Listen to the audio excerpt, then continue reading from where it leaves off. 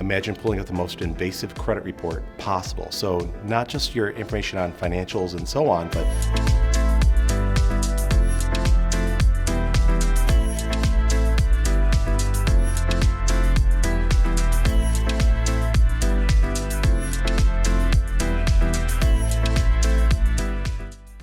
Richard Stokes, CEO of Winston Privacy.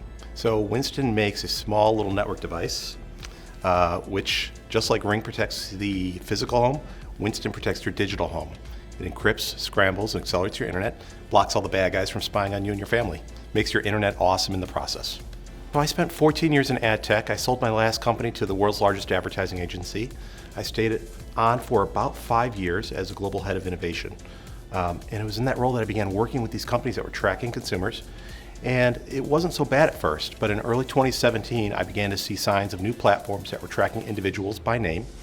Imagine pulling out the most invasive credit report possible. So not just your information on financials and so on, but how you vote, what you read, what kind of hobbies you're into. If you look at smart TVs, for instance, one of the reasons that they're so cheap is because they're subsidized with your data. That data is being sold, packaged and traded with a huge ecosystem. We don't do that. I began looking the opposite side. I imagined that consumers were not be too accepting of this if they knew what was going on. And so what I realized at that point, that there's a massive market on the consumer data privacy protection side.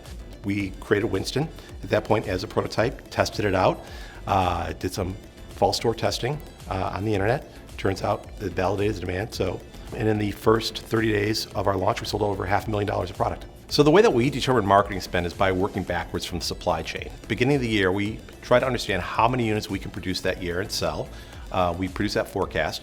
And from there, we work backwards into our customer acquisition cost, which is around 30% of the total revenue. So from there, it naturally breaks down into a marketing budget. Top challenge is clearly hiring. When you're a startup, you have to hire the absolute best A players, and you can't make a mistake. So the cost of hiring the wrong individual is very high. So that's number one. Number two is supply chain. There's been a lot of global uncertainty around tariffs and so on. And so diversifying the supply chain and driving down unit costs is an important priority for us. And then number three is going to be keeping that laser focus on the customer. And so to that extent, it's very difficult. We don't track users. We don't know what they're doing on the devices, unlike a lot of companies who have that advantage. For us, we have to do the groundwork of actually, getting on the phone with our users. I get on support tickets. I talk to them individually, and I try to understand what they want, what frustrations they're feeling. And so that's a big challenge for us as an individual company that maybe other companies don't face. So I'm a big believer that my goal as a manager is to hire people so that I can ultimately fire myself. I have to hire people who are smarter than me, who know more than me, right? And then I have to give them the resources. That's my main job. Give them a mission and let them run and execute on that mission as best they possibly can. So I'm very much a believer in delegation, giving people a tremendous amount of power and autonomy, and placing absolute trust in them to do their jobs. It really depends on the position. There's, of course, general values that we hire to as a company, trust being paramount among all of them, honesty, transparency, innovation, extreme ownership. Those are the values that we look for with our employees. But on an individual basis, we're very careful to always set objectives and key results, which with each position. And so objectives could be anything from setting an NPS score and deciding how to hit plus 50, right, on NPS. It could come down to how do we drive our customer acquisition cost down another $10 and so on. So it's very much data-driven and KPI-oriented business. But then again, we also give people the power to set their own plans to determine how they're going to get there, and we give them the resources to do it.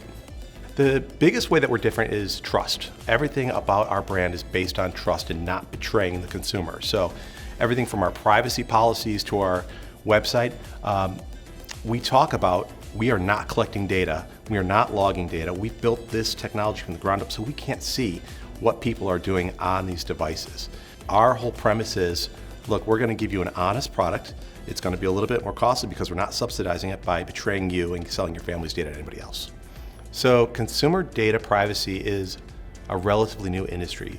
Fred Wilson on Union Square Ventures on New Year's Day published a blog post calling consumer data privacy one of the defining trends of this decade.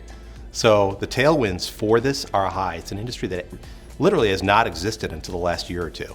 And so we're going to see this industry go from a relatively small one today to multi-billion dollars over the next 5 to 10 years.